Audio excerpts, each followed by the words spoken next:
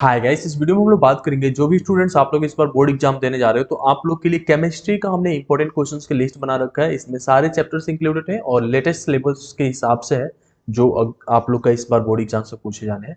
इसमें हमने 1 मार्क्स के क्वेश्चंस ऑप्शनल बेस भी रखा है, आपके 2 मार्क्स के भी क्वेश्चन, 3 नंबर के भी हैं और 5 नंबर के भी क्वेश्चंस हैं और सभी चैप्टर्स हैं। तो आप लोग को बस इस क्वेश्चंस को प्रैक्टिस कर लेते हो तो काफ़ी अच्छे मार्क्स लेके आओगे और गारंटेड है कि मतलब अच्छे स्कोर करके ही पास करोगे। ठीक है, तो अभी बात करते हैं आपको क्या-क्या चीज़ें इसमें इंक्लूडेड है, कैसे-कैसे आपको प्रिपेयर करना चाहिए। देखो 1 मार्क्स के क्वेश्चन तो है ही, तो इस पे फोकस करना होता है, लेकिन जब आप एग्ज़ाम टाइम पे पेपर लिखने जा रहे हो तो 1 मार्क्स के क्वेश्चन पे ज़्यादा समय वेस्ट नहीं करना होता है।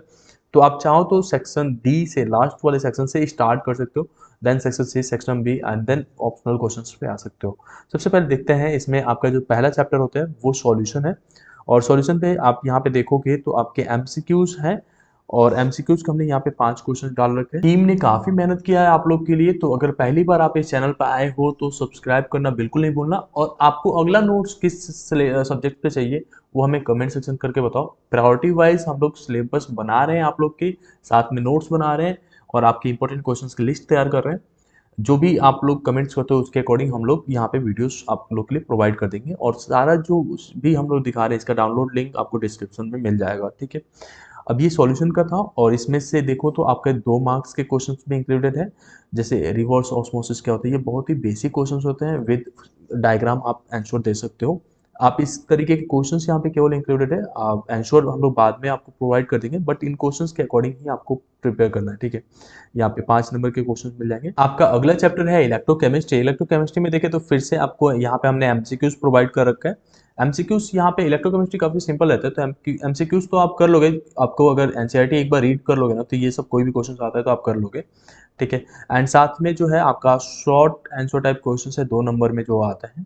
इसमें देखो तो रेट कांस्टेंट है जो कि बहुत ही ज़्यादा पूछा जाता है, मोलर कंडक्टिविटी भी पूछा जाता है। तो इस तरह के क्वेश्चंस के आंसर आपको 2 लाइन में या 3 लाइन में याद करके रखना है। साथ में कुछ अगर इक्वेशंस आप ड्रॉ कर सकते हो, कोई ग्राफ दिखा सकते हो तो वो काफ़ी बेनिफिशियल होता है।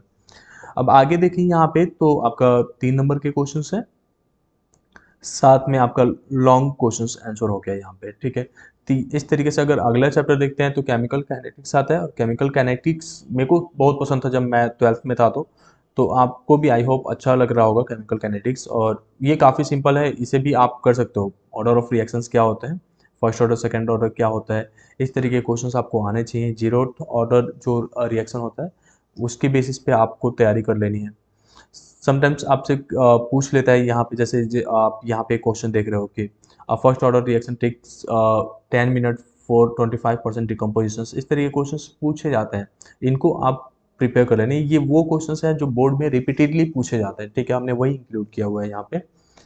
यहाँ पे फिर long type answer type questions आता है जो 5 मार्क्स में पूछे जाते हैं, वो भी हमने यहाँ पे इंक्लूड कर रखा है। कोई भी तरह का क्वेरी है तो आप कमेंट सेक्शन में पूछो, कोई सजेशन है वो भी बताओ कमेंट सेक्शन में, और अगले सब्जेक्ट्स का हम लोग आपको प्रोवाइड कर ही रहे हैं।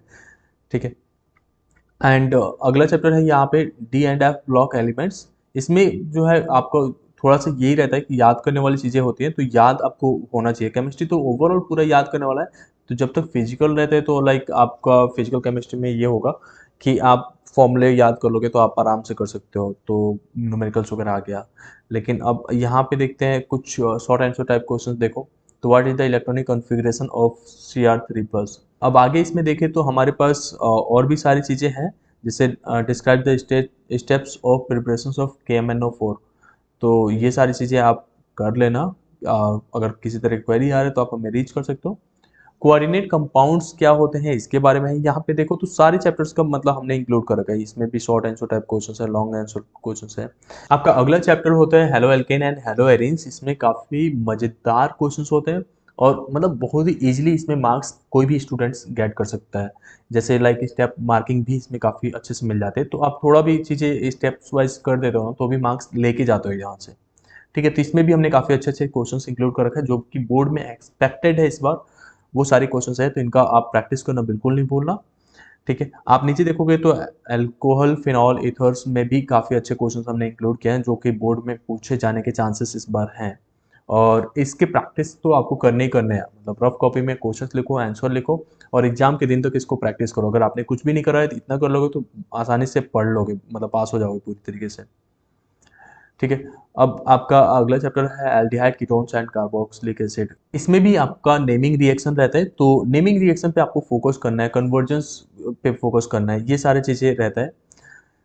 ठीक है। अब जैसे यहाँ पे देखो कन्वर्जेंस आ गया, बेंजेनोइक एसिड को बेंजल्डिहाइड में कन्वर्ट करने का, मतलब इस तरीके की चीज़ें बोर्ड में लिखे गए हैं। 2-3 कन्वर्जन्स आपको पूछ लेगा, 2-3 कन्वर्जन देगा, वो बोलेगा कि इनको करके दिखाओ। ठीक है। अब अगला चैप्टर है आपका अमीन्स। अमीन्स तो मतलब बहुत ही शॉर्ट चैप्टर है, उसको बहुत ही आसानी से तैयार किया जा सकता है। उसमें कुछ ही चीज़ें होता है जिनको आप मतलब एग्जाम में बार बार आने के चांस होता है, जो कि हमने यहाँ पे ऑलरेडी मेंशन कर रखा है।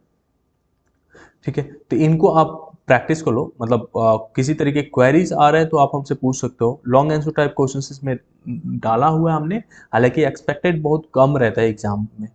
ठीक है।